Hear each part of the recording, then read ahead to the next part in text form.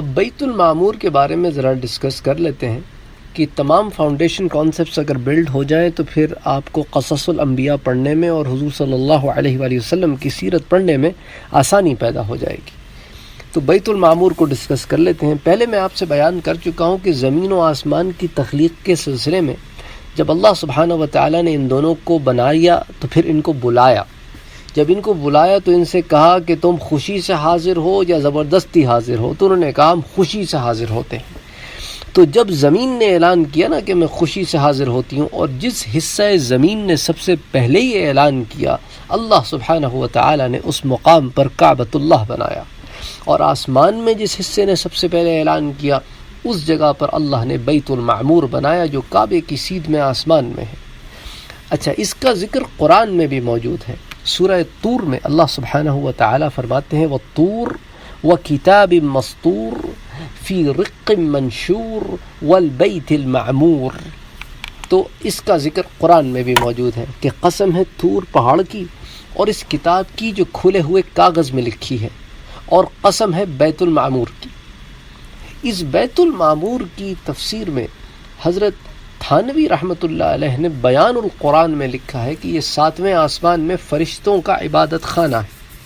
علامہ ابن کثیر اپنی تفسیر میں اس کے متعلق لکھتے ہیں کہ حضرت کو بیت المعمور کی زیارت کرائی گئی کب؟ معراج کی حدیث میں رسول اللہ نے فرمایا ہے کہ 7ویں آسمان سے گزرنے کے بعد مجھے بیت المعمور تک پہنچایا گیا۔ اس میں روزانہ 70,000 فرشتے عبادت خداوندی کے لیے داخل ہوتے ہیں۔ دوسرے دن اتنے ہی فرشتے اس میں داخل ہوتے ہیں، لیکن جو آج داخل ہوئے ان کو پھر داخلے کی کبھی نوبت نہیں آئے گی یہاں تک کہ پھر قیامت قائم ہو جائے۔ تو یہ فرشتے اس میں اللہ تعالیٰ کی عبادت کرتے ہیں اور بالکل اسی طرح بیت المعمور کا طواف کرتے ہیں جس طرح زمین والے کعبے کا طواف کرتے ہیں۔ اسی طرح یہ بیت المعمور 7ویں آسمان والوں کا کعبہ اور عبادت گاہ ہے۔ اسی لیے جب رسول اللہ صلی اللہ علیہ وآلہ وسلم معراج کے وقت وہاں پہنچے تو آپ نے حضرت ابراہیم کو بیت المعمور سے کمر لگائے بیٹھے دیکھا۔ اس کا سبب یہ ہے کہ حضرت ابراہیم خلیل اللہ زمین کے کعبے کے بانی ہیں، اور انسان کو اس کے عمل کا بدلہ اسی عمل کی جنس اور اصل سے دیا جاتا ہے۔ چنانچہ حضرت ابراہیم کو 7ویں آسمان میں وہاں کا کعبہ دیا گیا۔ یہ بیت المعمور 7ویں آسمان میں بالکل کعبے کی سیدھ میں ہے۔ ہر آسمان میں ایک ایک گھر اور بیت ہے، تو 7 آسمان ہے تو 7 گھر ہیں، 7 بیت ہیں، یہ ایک کے اوپر ایک ہیں۔ جہاں اس آسمان کے فرشتے اللہ کی عبادت کرتے ہیں اور اس کی طرف نمازیں پڑھتے ہیں۔ آسمان دنیا یعنی پہلے آسمان میں جو عبادت خانہ ہے اس کا نام ہے بیت العزہ، یا اردو میں آپ بیت العزت کہتے ہیں۔ اچھا، حضرت ابو ہریرہ سے روایت ہے کہ حضور نے فرمایا 7ویں آسمان میں ایک گھر ہے جس کو بیت المعمور کہتے ہیں، اور جو ٹھیک کعبے کی سیدھ میں ہے، اور 4تھے آسمان میں ایک نہر ہے جس کا نام نہر حیوان ہے۔ اس میں روزانہ حضرت جبرائیل غوطہ لگاتے ہیں، پھر اس میں سے نکل کر جب وہ اپنا بدن جھاڑتے ہیں تو اس سے 70,000 پانی کے قطرے جھڑتے ہیں۔ اللہ ان قطروں میں سے ہر ایک سے ایک ایک فرشتہ پیدا فرماتا ہے۔ ان فرشتوں کو حکم دیا جاتا ہے کہ وہ بیت المعمور جائیں اور وہاں جا کر نمازیں پڑھیں۔ چنانچہ یہ وہاں جا کر نمازیں پڑھتے ہیں اور پھر وہاں سے نکل آتے ہیں، اور دوسرے اتنے ہی فرشتے اس میں داخل ہو جاتے ہیں۔ ایک دفعہ نکل آنے والوں کو دوبارہ اس میں داخل ہونا نصیب نہیں ہوتا۔ پھر ان نکلنے والے فرشتوں میں سے کسی ایک کو ان سب کا سردار بنا دیا جاتا ہے، اور اسے حکم دیا جاتا ہے کہ وہ ان فرشتوں کو لے کر آسمان میں ایک جگہ کھڑا ہو جائے، اور قیامت تک سب اللہ تعالیٰ کی تسبیح اور حمد و ثنا بیان کرتے رہتے ہیں۔ اچھا، آگے ابن کثیر ہی میں ہے کہ آسمانوں میں بیت المعمور کا وہی مقام اور احترام ہے جو زمین میں کعبہ مقدسہ کا ہے۔ تو یہ تفسیر ابن کثیر کی جلد 8 میں یہ تشریح موجود ہے۔ اچھا، حضور صلی اللہ علیہ وآلہ وسلم کی تخلیق کے لیے جو مشت خاک اٹھائی گئی وہ زمین کے کس حصے سے تھی؟ تو اس بارے میں 2 قول ہیں۔ ایک تو یہ ہے کہ حضور کی مٹی اس جگہ سے اٹھائی گئی تھی جہاں آپ کا مزار اور مدفن ہے۔ دوسری روایت یہ ہے کہ آپ کی مٹی مکے میں زمین کے مرکز سے اٹھائی گئی تھی۔ روایتوں میں باہر آپ کو اگر اپیرنٹلی اختلاف نظر آتا ہے، لیکن یہ اختلاف نہیں، اس کو بھی علماء نے دور کیا ہے۔ وہ کہتے ہیں کہ آپ کی مشت خاک اصل میں تو مکے کی ہی تھی، لیکن زمین کی تخلیق کے وقت جب پانی میں موجیں اٹھیں تو ان موجوں نے آپ کی مشت خاک کو وہاں سے اچھال کر آپ کے مزار مبارک کی جگہ پر پہنچا دیا۔ تو یہ اللہ کی طرف سے خاص انتظام تھا کہ میرے نبی کے لیے مٹی وہ استعمال ہو جو سب سے پہلے لبیک کہنے والی مٹی تھی، تو مٹیوں میں افضل ہو گئی۔ پھر اس کو بہا کے میرا رب اس مقام پر لے گیا جہاں حضور کا مدفن ہے۔ اللہ اکبر، اللہ، یہ اللہ کی شان ہے، اللہ کے فیصلے ہیں، اللہ کے فیصلے اللہ ہی جانتے ہیں۔ تو اس جواب سے یہ اعتراض دور ہو جاتا ہے کہ اگر رسول اللہ کی مشت خاک مکے سے اٹھائی گئی تھی تو اس سے یہ ضروری ہوگا کہ آپ کا مدفن اور مزار بھی مکے میں ہی ہونا چاہیے، کیونکہ انسان کی مشت خاک جس جگہ سے اٹھائی جاتی ہے وہیں وہ دفن ہوتا ہے۔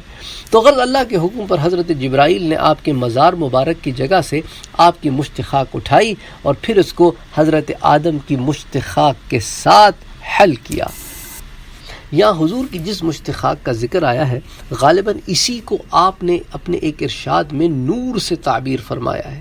وہ ارشاد یہ ہے کہ ایک دفعہ حضرت جابر نے آپ سے سوال کیا کہ یا رسول اللہ، مجھے اس چیز کے متعلق بتلائیے جسے اللہ نے تمام چیزوں کے بعد پیدا کرنے سے پہلے پیدا کیا۔ آپ نے فرمایا اے جابر، اللہ نے ہر چیز کے پیدا کرنے سے پہلے تیرے نبی کا نور پیدا کیا، اور اس نور کو کیسے پیدا کیا؟ اپنے نور سے پیدا فرمایا۔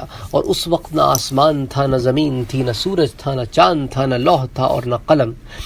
تو اس کو میں ایک ڈیٹیل میں نور محمدی کے درس میں پہلے ڈسکس کر چکا ہوں، تو ابھی میں اس کی ڈیٹیل میں یہاں نہیں جاؤں گا، تاکہ ہم اس واقعے کو پورا کریں، اس باب کو پورا کریں اور پھر حضرت ادریس علیہ السلام کی طرف بڑھیں۔ اچھا، اسی طرح ایک حدیث میں آتا ہے کہ اللہ نے جو چیز سب سے پہلے پیدا فرمائی وہ میرا نور تھا۔ اس حدیث کو بھی ہم پہلے دیکھ چکے ہیں، پھر عقل والی حدیث کو بھی دیکھ چکے ہیں۔ تو وہ تمام چیزیں جو اشکال تھے اس کو ہم ڈیٹیل میں پہلے ذکر کر چکے ہیں۔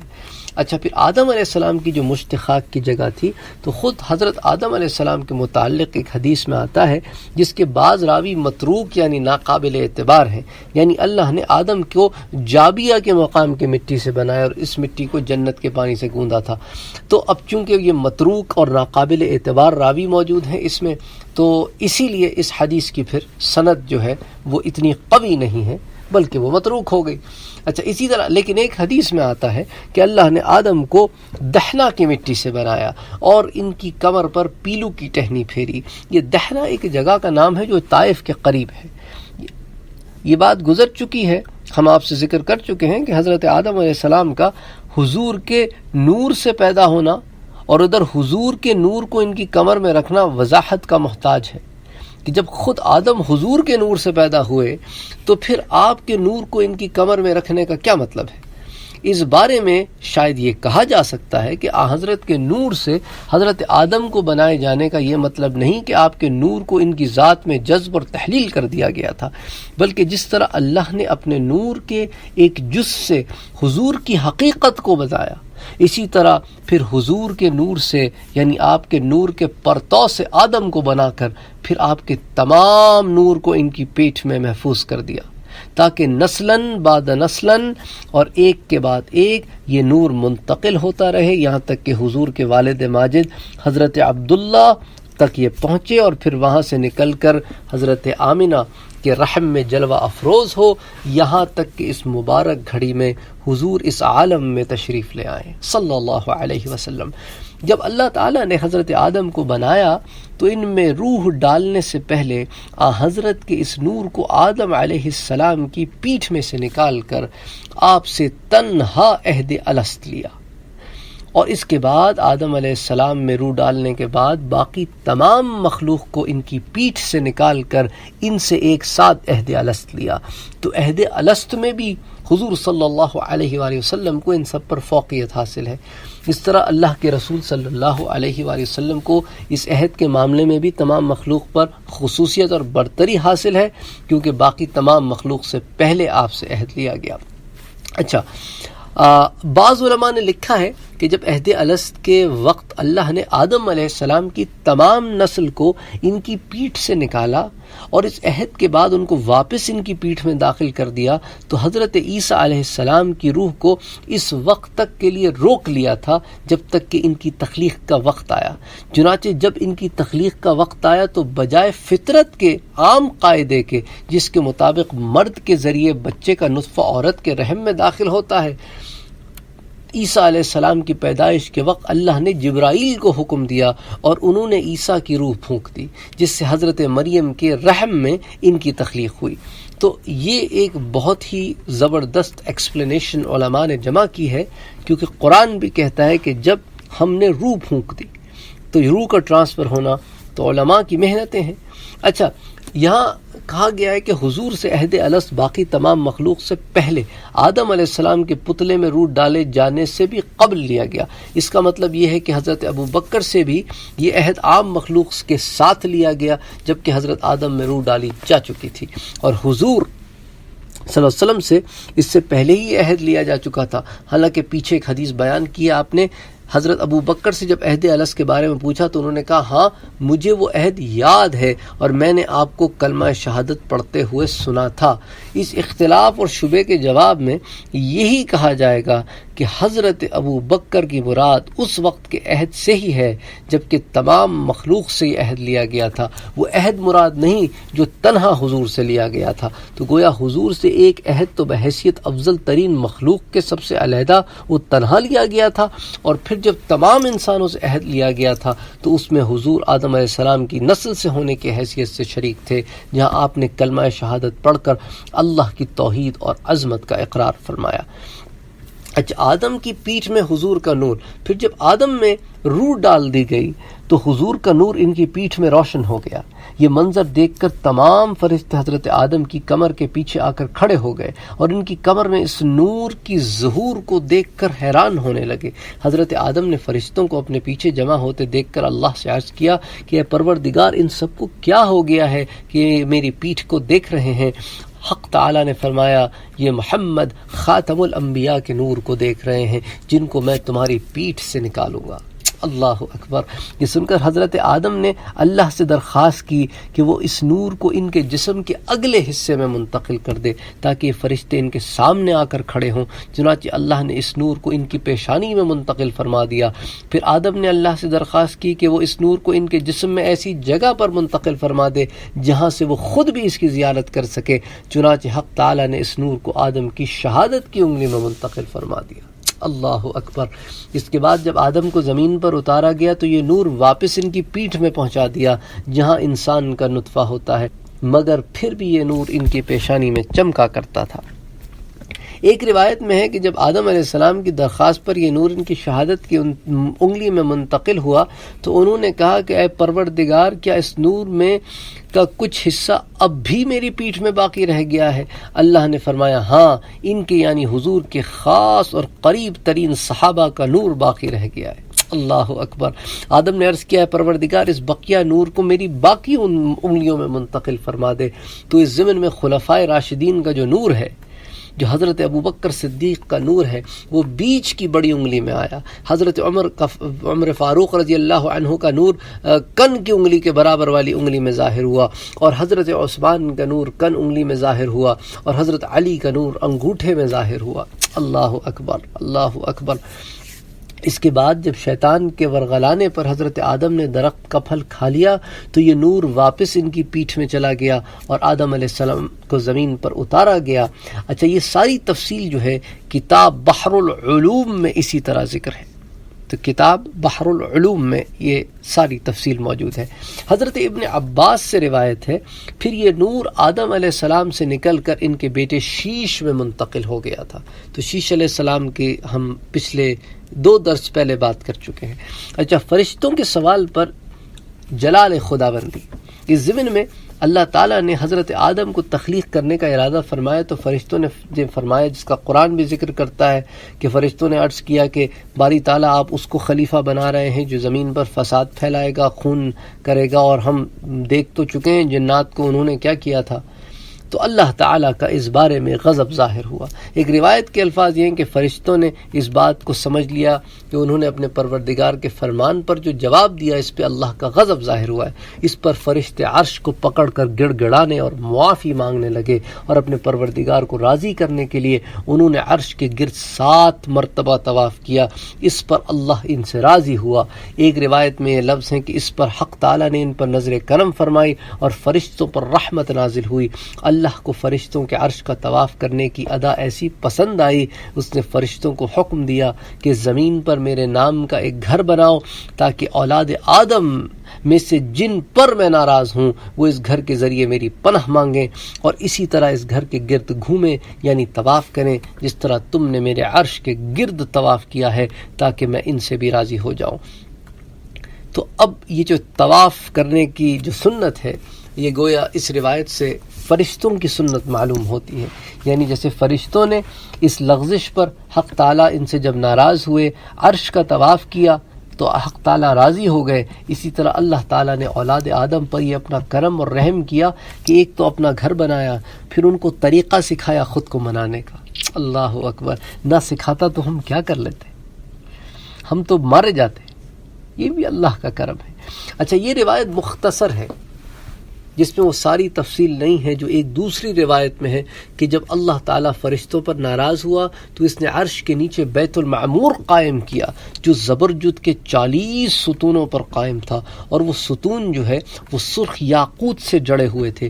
اس کے بعد اللہ نے فرشتوں کو حکم فرمایا اس گھر کے گرد طواف کرو تاکہ تمہیں میری رضا حاصل ہو جائے۔ پھر اللہ نے ان کو حکم دیا کہ زمین پر بھی میرے نام کا بالکل ایسا ہی اور اس کے برابر ایک گھر بناؤ۔ چنانچہ فرشتوں نے اس حکم کی تعمیل کی۔ تو ایسا ہی اس کے برابر کے معنی جو ہیں وہ دیکھنے ہوں گے۔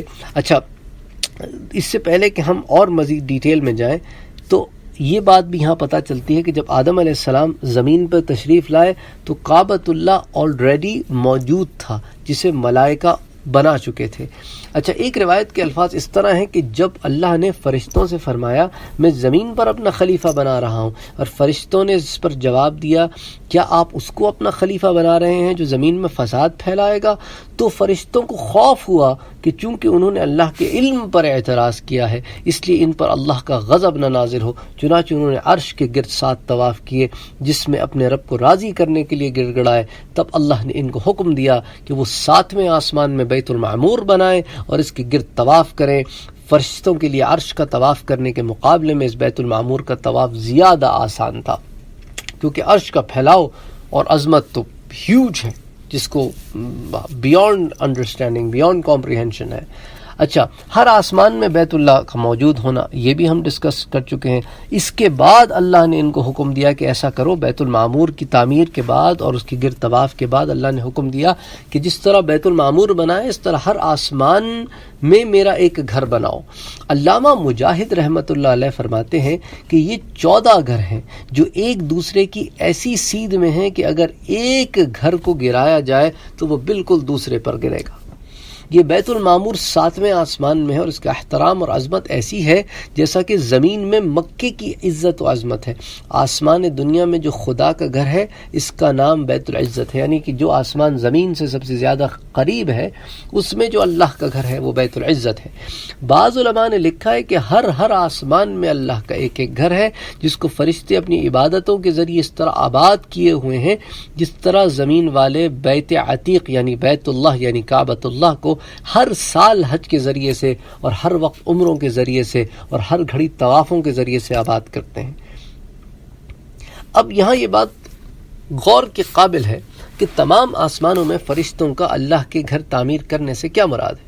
بہرحال ان روایتوں سے یہ معلوم تو ہوا کہ بیت اللہ کو سب سے پہلے فرشتوں نے تعمیر کیا تھا، جس کا مطلب یہ ہے کہ قریش نے کعبے کی جو تعمیر کی تھی وہ ان فاؤنڈیشنز کے اوپر تھی جو پہلے ملائکہ بنا چکے تھے، پھر بعد میں ابراہیم علیہ السلام نے بھی اسی فاؤنڈیشن کے اوپر اس گھر کو کھڑا کیا تھا۔ اچھا، آدم علیہ السلام نے دوسری تعمیر تھی، تو فرشتوں کی تعمیر، پھر دوسری آدم علیہ السلام کی تعمیر، تیسری ابراہیم علیہ السلام کی تعمیر، چوتھی قریش کی تعمیر، بیچ میں اور بھی تعمیرات ہوئی ہوں گی۔ اچھا، علماء کرام نے یہ روایتیں بھی جمع کی ہیں کہ آدم علیہ السلام کے کعبے کو تعمیر کرنے سے پہلے کعبے کی جگہ سرخ یاقوت کا ایک خیمہ تھا جو آدم کے لیے جنت سے اتارا گیا تھا۔ اس کے 2 دروازے تھے، ایک سبز زمرد کا بنا ہوا مشرقی دروازہ تھا اور ایک مغربی دروازہ تھا جو سونے کا تھا۔ ان دونوں دروازوں میں جنت کے موتیوں کی لڑیاں گوندھی ہوئی تھیں۔ حضرت آدم اس خیمے کا طواف کیا کرتے تھے اور تنہائی کی وحشت سے تسکین حاصل کیا کرتے تھے۔ آخر جب چلتے چلتے آدم علیہ السلام مکے پہنچے تو وہاں پہنچ کر انہوں نے وہ خیمہ دیکھا جو کعبے کی جگہ پر تھا، یعنی اس جگہ پر جہاں اب کعبہ ہے۔ یہ خیمہ سرخ یاقوت کا تھا جو جنت کے یاقوت تھے۔ یہ خیمہ اس طرح تھا کہ اس کے چاروں طرف دیواریں تھیں، اس کے 4 کونے تھے جو سفید تھے۔ اس خیمے میں 3 سونے کی قندیلیں تھیں جو جنت کے نور اور روشنی سے روشن تھیں۔ یہ تفصیل بعض احادیث میں ذکر ہے۔ تو روایتوں میں تو یہی معلوم ہوتا ہے کہ حضرت آدم کے بعد حجر اسود اتارا گیا جو اس طرح دمکتا تھا جیسے سفید موتی ہوتا ہے۔ حضرت آدم نے اس کو پکڑ کر اپنے سینے سے لگایا اور اس سے تسکین حاصل کی۔ یہاں تک ایک کتاب ہے جس کا نام ہے مثیر اعظام، اس کے اندر ذکر ملتا ہے۔ حجر اسود کی حقیقت کے متعلق ایک کتاب ہے جس کا نام ہے بہیجۃ الانوار۔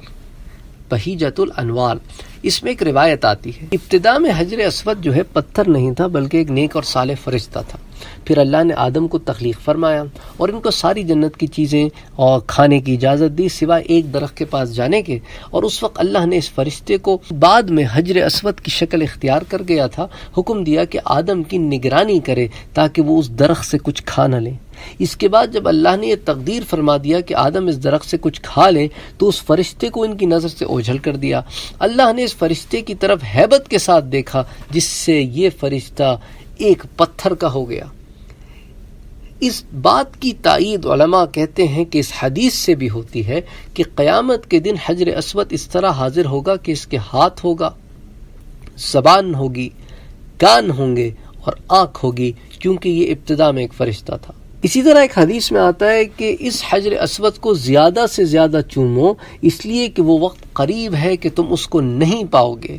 ایک رات لوگ اس کا طواف کر رہے ہوں گے مگر صبح ہوگی تو وہ اس کو نہیں پائیں گے۔ جنت کی جو چیز بھی زمین پر، اس کو اللہ نے قیامت سے پہلے واپس اٹھا لینا ہے۔ چنانچہ حدیث میں آتا ہے کہ جنت کی چیزوں میں سے زمین پر سوائے حجر اسود اور مقام ابراہیم کی کوئی چیز نہیں ہے۔ یہ دونوں جنت کے جواہرات میں سے 2 جواہر ہیں۔ جو بیمار اور روگی بھی ان کو چھوتا ہے اللہ اس کو شفا عطا فرماتا ہے۔ اس طرح خود بیت اللہ کے متعلق حدیث میں آتا ہے کہ اس بیت اللہ کا طواف زیادہ سے زیادہ کرو اس سے پہلے کہ اس کو اٹھا لیا جائے۔ 2 مرتبہ یہ منہدم ہوا یعنی گرا ہے، اور تیسری مرتبہ اس کو اٹھا لیا جائے گا۔ واللہ اعلم۔ جب آدم علیہ السلام کو اللہ عز و جل نے حج کا حکم دیا تو فرشتے ان سے ملنے آئے اور فرشتوں نے کہا کہ آدم، ہم تو کئی ہزار سال سے بیت اللہ کا طواف کر رہے ہیں اور ہم حج بھی کر رہے ہیں، تو ہم چاہتے ہیں آپ حج کے تمام مناسک کو ان کے اصول پر ادا کریں۔ آدم علیہ السلام نے کہا کہ طواف کے دوران تم کیا پڑھتے ہو؟ تو انہوں نے کہا ہم پڑھتے ہیں سبحان اللہ والحمد للہ ولا الہ الا اللہ واللہ اکبر۔ تو آدم علیہ السلام نے کہا کہ اس میں ایک اضافہ بھی کر دو کہ ولا حول ولا قوت الا باللہ، کہ یوں پڑھو کہ سبحان اللہ والحمد للہ ولا الہ الا اللہ واللہ اکبر ولا حول ولا قوت الا باللہ۔ تو آدم علیہ السلام اس کے بعد جب طواف کرتے تو یہی دعا پڑھتے۔ آدم علیہ السلام جب طواف سے فارغ ہوتے تو کعبے کے دروازے کی طرف رخ کر کے 2 رکعت نماز پڑھتے۔ اس کے بعد ملتزم کے مقام پر آتے اور یہ دعا پڑھتے کہ اللہم انک تعلم سریرتی وعلانیتی فاقبل معذرتی وتعلم ما فی نفسی وما عندی فاغفر لی ذنبی وتعلم حاجتی فاعطنی سؤالی، کہ اللہ تو میری پوشیدہ باتوں اور کھلی ہوئی باتوں دونوں کو جانتا ہے، بس میری معذرت اور میری معافی قبول فرما، اور جو کچھ میرے نفس میں ہے اور جو کچھ میرے دل میں ہے تو اس کو بھی جاننے والا ہے، بس تو میرے گناہوں کو معاف فرما، اور تو میری ضرورتوں کو بھی جانتا ہے، بس تو میری حاجت روائی فرما اور میری درخواست قبول فرما۔ اچھا، جب آدم علیہ السلام نے کعبۃ اللہ کی تعمیر کی اللہ کے حکم سے، کہ جب اللہ نے کہا آدم اور حوا تم میرے لیے گھر بناؤ، جبرائیل علیہ السلام نے ان کی مدد کی، معاونت کی اس معاملے میں، تو آدم علیہ السلام نے بیت اللہ کو جن پتھروں سے بنایا ان میں ایک تو لبنان پہاڑ کے پتھر تھے، جو ملک شام کا ایک پہاڑ ہے، دوسرے طور زیت جو بیت المقدس کے پہاڑوں میں سے ہے، تیسرے طور سینا سے جو مصر اور ایلیا کے درمیان ایک پہاڑ ہے، اور بعض نے اس کو ملک شام کا پہاڑ بھی لکھا ہے، اور یہ وہی پہاڑ ہے جس پر موسیٰ علیہ السلام کو ندا کی گئی تھی۔ چوتھے جودی سے جو جزیرہ عرب کا پہاڑ ہے، اور پانچواں حرا سے، یہاں تک کہ ان سب پتھروں کے ذریعے انہوں نے اس بنیاد کو زمین پر اٹھا دیا۔ ایک روایت میں یہ ہے کہ حضرت آدم نے بیت اللہ کی بنیاد کو 6 پہاڑوں کے پتھروں سے تعمیر کیا۔ ان میں یہ پہاڑ بھی ہے ابو قبیس پہاڑ، ردوی پہاڑ اور احد پہاڑ۔ بہرحال روایتوں سے یہ بات سامنے آتی ہے کہ کل 8 پہاڑوں سے تعمیر کیا گیا۔ ایک حدیث میں آتا ہے کہ جب آدم علیہ السلام کعبے کی تعمیر سے فارغ ہو گئے تو اللہ نے ان کو حکم دیا کہ جا کر بیت المقدس کی تعمیر کرو۔ چنانچہ آدم علیہ السلام وہاں سے روانہ ہوئے اور انہوں نے بیت المقدس کی تعمیر کی اور اس میں وہاں کے ارکان اور مناسک ادا کیے۔ اس روایت کی روشنی میں حضور کے اس ارشاد میں کوئی شبہ نہیں رہتا۔ جب آپ سے پوچھا گیا کہ زمین پر سب سے پہلی کون سی مسجد بنی تو آپ نے فرمایا مسجد حرام۔ پھر پوچھا گیا اس کے بعد کون سی بنی تو آپ نے فرمایا بیت المقدس۔ پھر پوچھا گیا کہ ان دونوں کے درمیان کتنی مدت کا فاصلہ ہے تو آپ نے کہا 40 سال کا۔ تو دونوں مسجدوں کے درمیان اس فصل کے متعلق امام بلقینی نے ایک وضاحت کی ہے کہ ان دونوں مسجدوں کی تعمیر کے درمیان جو مدت ہے وہ اس وجہ سے ہے کہ بیت المقدس کی زمین بعد میں ہموار کی گئی، یعنی جب اللہ نے زمین بنائی تو سب سے پہلے مسجد حرام کی جگہ کی زمین بنی، اور بیت المقدس جس جگہ ہے وہاں کی زمین اس کے ایک مدت کے بعد ہموار کی گئی۔ تو علماء نے وضاحت کی ہے کہ سلیمان علیہ السلام نے بیت المقدس کی جو تعمیر کی وہ پہلی تعمیر نہیں تھی، وہ دراصل اس تعمیر کی تجدید تھی جو آدم علیہ السلام نے کی۔ بیت اللہ کے آس پاس اور گرد و نواح میں انبیاء کی قبروں کے متعلق کچھ حدیثیں علماء نے جمع کی ہیں۔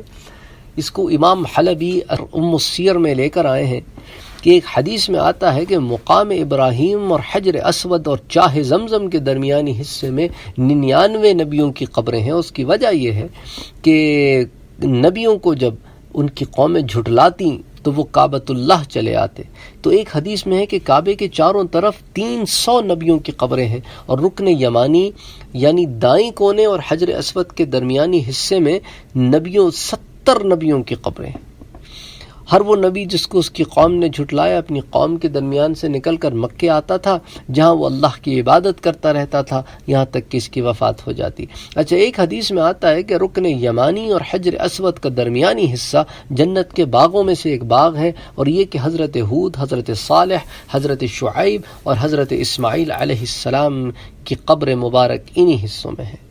بہرحال اسماعیل علیہ السلام کہ اس جگہ دفن ہونے کی بات کی تائید بعض محققوں کے اس قول سے بھی ہوتی ہے کہ اسماعیل علیہ السلام ٹھیک اسی جگہ کے سامنے دفن ہوئے ہیں جہاں حجر اسود ہے، مگر ایک حدیث میں ہے کہ اسماعیل علیہ السلام کی قبر حجر اسود کے حصے میں ہے۔ علامہ محب طبری نے لکھا ہے کہ پتھر کا وہ سبز چوکا حجر اسود کے مقام پر ہے جہاں حضرت اسماعیل کی قبر ہے۔ بہرحال جو وجہ بھی ہو، اللہ سبحانہ و تعالی بہتر جانتے ہیں کہ کن انبیاء کی قبریں کہاں موجود ہیں۔ بعض علماء دور حاضر کے یہ کہتے ہیں کہ نہیں، یہاں کسی نبی کی قبر موجود نہیں ہے، اور بہرحال یہ اختلافی مسئلہ ہے، ان مسئلوں میں پڑھنا نہیں چاہیے، اور نہ کعبۃ اللہ جا کر ان چیزوں میں پڑھنا چاہیے۔ کوشش یہ ہونی چاہیے کہ جب آپ کعبۃ اللہ میں ہوں، طواف کریں، عبادت کریں، کعبۃ اللہ کو بیٹھ کر دیکھیں، اس چیز کو محسوس کریں کہ کتنے انبیاء کرام، کتنے رسول اس کعبے کے اطراف طواف کیا ہے۔ ابراہیم علیہ السلام کی محنت، اسماعیل علیہ السلام کی محنت، حضرت صلی اللہ علیہ وآلہ وسلم کی ساری زندگی کعبۃ اللہ کے طواف میں۔ سبحان اللہ، سبحان اللہ۔ ہجرت سے قبل تو آپ کا تو کعبۃ اللہ کا روز آنا جانا، نماز پڑھنا، پھر فتح مکہ، سبحان اللہ کا تو ایک ایک انچ چیخ چیخ کر یہ گواہی دیتا ہے کہ مجھے حضور نے چھوا ہے، میں حضور کے لمس سے مجھے نور ملا ہے۔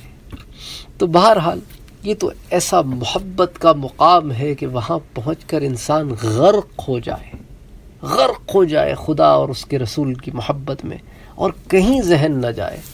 درود پڑھیں، عبادت کریں، قرآن پڑھیں، مصروف رہیں، اللہ کو منائیں، اللہ کو منائیں۔